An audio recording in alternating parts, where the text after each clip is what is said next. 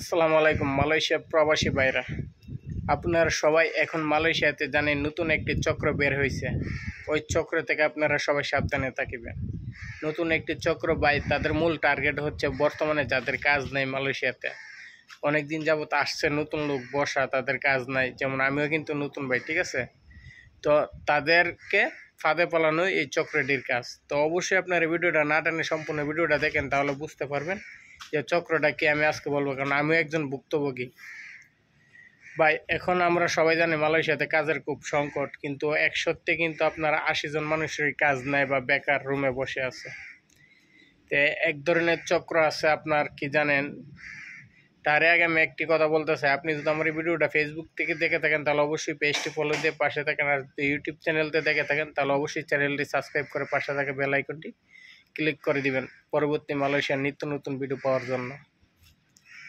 ভাই ওই চক্রটির কাজ হচ্ছে হোয়াটসঅ্যাপে তাদের একটা গ্রুপ আছে, ঠিক আছে। তাদের হোয়াটসঅ্যাপে গ্রুপ আছে, গ্রুপের মধ্যে তারা ভালো একটি কোম্পানির নামে বলে যে ওই কোম্পানিতে লোক ঢুকাবে, ভিসা সিআইডিবি সম্পূর্ণ আপনার অ্যাডজাস্ট থাকতে হবে, কোনো 2 নাম্বার ডুপ্লিকেট হলে চলবে না। তখন আপনি মনে করেন যে কাজের সন্ধানে তাদের কাছে আপনার পাসপোর্টটা, সিআইডিবিটা, তারপর আপনার ডকুমেন্টসগুলো জমা দিছে যে আপনি ওনার সাথে কাজে যাবেন ভালো একটা কোম্পানিতে, ঠিক আছে। প্রথমে বলবে যে টাকা পয়সা কিছু লাগবে না, লোক নেবে 1000, নতুন প্রজেক্ট প্রসেসিং চলতেছে, আমাদের কোনো স্বার্থ নাই, ঠিক আছে।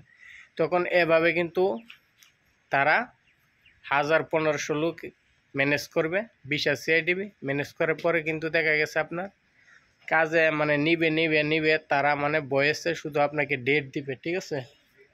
অনেকগুলো ডেট দিবে, ডেট দেওয়ার পরে কিন্তু দেখা যাচ্ছে এক সময় ধৈর্য হারায় আপনি এখান থেকে ব্যাগে আসবেন, কিন্তু আপনার ডকুমেন্টসগুলো কিন্তু ওনার হাতে রয়ে গেছে। তখন সাপোজ যেমন ধরেন আপনাকে বোঝাই, যেমন ধরেন পেট্রোনাসে নিবে বা স্যামসাংয়ে নিবে, এরকম ভালো ভালো কোম্পানির অফার দিবে, ঠিক আছে। অফার দেওয়ার পর আপনি কিন্তু ওই ভালো কোম্পানির আশায় জমা দিচ্ছেন, তখন একটা সময় দেখা গেছে তারা ওইখান থেকে নিবে, ওই কোম্পানিতে 10 জন বা 15 জন লোক নিবে। তারা আগেতেই জানে যে 20 জন লোক ঢুকাইতে পারবে, কিন্তু তারা 1000 লোকের ডকুমেন্টস তারা সংগ্রহ করার পরে দেখা গেছে 20 জন লোক ঢোকা, গ্রুপের মধ্যে 20 জন লোকের একটা ভিডিও ক্লিপটা কিন্তু আবার গ্রুপে ছাড়ে, যাতে পরবর্তী মানুষ আরও যাওয়ার জন্য পাগল হয় আর ডকুমেন্টসগুলো দেওয়ার পরে তারা কিন্তু এখন মানে নিতে পারে না। ওই কোম্পানিতে 15-20 জন তো দিয়ে দিছে, আর ওই কোম্পানিতে লোক নেবে না। তখন তারা মানে এজেন্ট, ঠিক আছে, তারা কিন্তু এক ধরনের এজেন্ট, লোক কেনা বেচা করে। তখন আপনাকে বলবে যে ভাই ওইখানে 10 জন, ওইখানে 5 জন লোক লাগবে, আপনি যদি ওইখানে যাইতে চান তাহলে অবশ্যই আমাদের সাথে যোগাযোগ করেন, যাইতে পারবেন। তখন দেখা গেছে আপনি তাদের কথা মতো ওইখানে গেলেন, তখন দেখা গেছে আপনাকে কিন্তু তারা নিয়ে আরেকটা এজেন্টের হাতে হস্তান্তর করবে, একটা এজেন্টের হাতে তুলে দেবে, ঠিক আছে। তখন কিন্তু ওইখানে আপনার কাছ থেকে কিন্তু সে বেনিফিট খাবে। আপনাকে যে ঢুকায় কাজ দিছে, দেখা গেছে আপনাকে যদি 3000 বেতনে আসে, তখন দেখা গেছে সে 2500-2600 দিবে, আপনাদের 400-500 প্রতি মাসে মান্থলি সে খাবে, ঠিক আছে।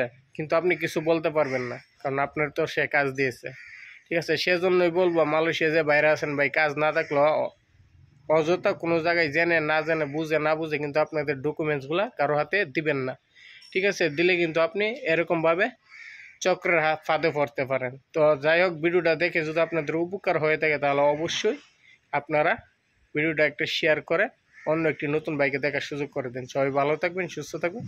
আসসালামু আলাইকুম।